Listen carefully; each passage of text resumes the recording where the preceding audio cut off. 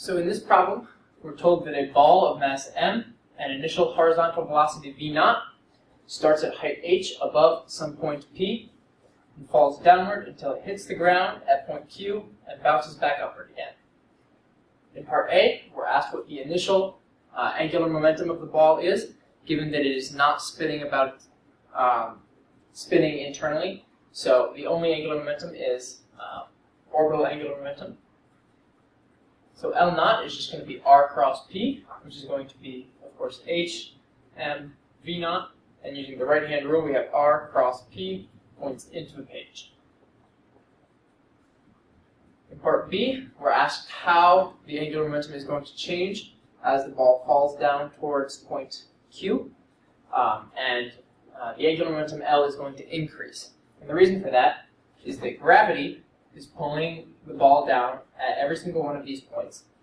R, pointing towards those points, cross F, gives us a torque that is in the same direction as angular momentum, which means the angular momentum is going to have to increase since torque is equal to dl dt. So angular momentum increases, and that's due to the force, or the torque, due to gravity. In part C, we're asked to find L of t, angular momentum, as a function of time as the ball falls down towards point Q. And the way we're going to figure this out is we're going to use the fact that torque is equal to mgx into the page. So this is the same torque I was talking about in part B, the torque due to gravity. So that torque is just going to be r cross F, which has magnitude r sine theta times F. F is mg, r sine theta is just the distance x from the point P. So we have the torque is mgx pointing into the page, and that's exactly equal to dl dt, because that's torque is equal to dl dt.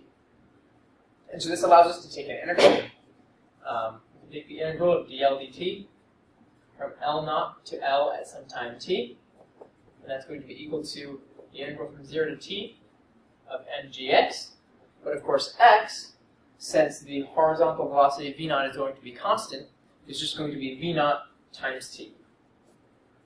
So this is going to be the integral from 0 to t of mg v0 t dt. So now taking this integral, we get L of t minus L0 is equal to 1 over 2 mg v0 t squared. And so then we can pull over this L0, we get L of t is equal to L0 plus 1 over 2 mg v0 t squared,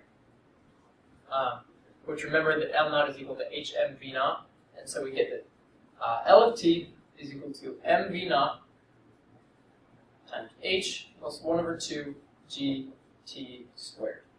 And since torque is in the same direction as the angular momentum and L0 points into the page, this is going to be pointing as well into the page. Now in part D, we're asked what the orbital angular momentum, L orb, is going to be when the ball is just about to hit point Q. And so we can, of course, use this function that we've just derived. All we have to do is figure out the time that it takes for the ball to fall from its initial height h down to point Q. And so in order to do that, we're going to use gravitational energy conservation. We know that the ball will have the same energy, or the same vertical velocity as if it had simply fallen straight down. So that tells us that 1 over 2 m vy squared is equal to mgh, and that vy is equal to root 2gh.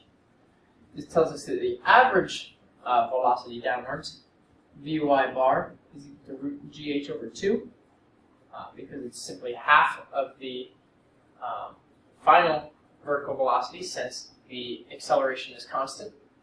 And so this tells us that the time it takes to fall a distance h is h over vy bar is equal to h over root gh over 2, which is just root 2h over g.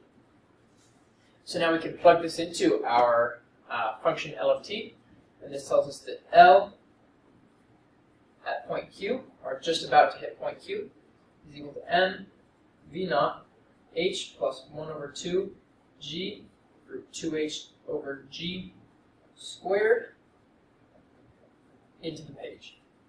And that is nothing more than these g's cancel, the 2's cancel, and we are left with an h over here. This is nothing more than 2 m v naught h into the page, which is just 2 L naught. And so the angular momentum doubles as it falls from height h down to the point Q. So in part E of the problem, we're told that the ball bounces at point Q, and we're asked what happens to the orbital angular momentum before and after the bounce, and what causes that change. So what's actually going to happen is the orbital angular momentum is going to keep the same magnitude but switch directions. And the reason for that is that when it bounces, the horizontal component of velocity stays constant, but the vertical component is going to keep the same magnitude and switch directions. Now remember that L orbital is equal to r cross p. And so here we have just r is this vector pointing from p to q, and p is either this vector right here or this vector right here. Now both of these vectors have the same horizontal component, but the horizontal component, as it turns out, doesn't actually matter. Because remember, when you take a cross product, you can fix one of the vectors and simply take the perpendicular component of the other vector, multiply them together, use the right-hand rule, and that gives you your answer for a cross product. So in this case, if we take the vertical component, that's simply this vertical component of velocity right here. And that's exactly the thing that in the bounce is switching directions and keeping magnitude. So that tells us that in the same way that the vertical component of velocity switches directions, the orbital angular momentum is going to keep the same magnitude and also switch directions. And this is all going to be due to the impulse that the ground forces upon the ball at the point Q. Now in part F, we're told that in the short period of time while the ball is in contact with the ground, it experiences some friction. We have to figure out what that friction is on our own, but if we draw just a small isolation diagram, we have the force of gravity pushing down, the normal force pushing up, and since the ball is moving with velocity v naught to the right, since horizontal velocity is essentially constant, we're going to have some kinetic friction pointing to the left. So what this tells us is that the spin angular momentum that this creates is going to be due to a torque.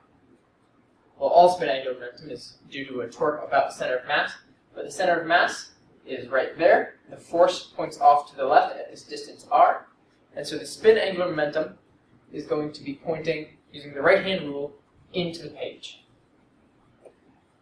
And it's simply going to be because, although the normal force and the force of gravity do not exert a torque, the friction force does exert a torque because it's at a distance and acts perpendicular to its distance vector from the center of mass. And so our final answers here are that the orbital angular momentum switches directions and keeps its magnitude, and that friction, of course, creates a spin angular momentum, and that angular momentum is going to be into the page.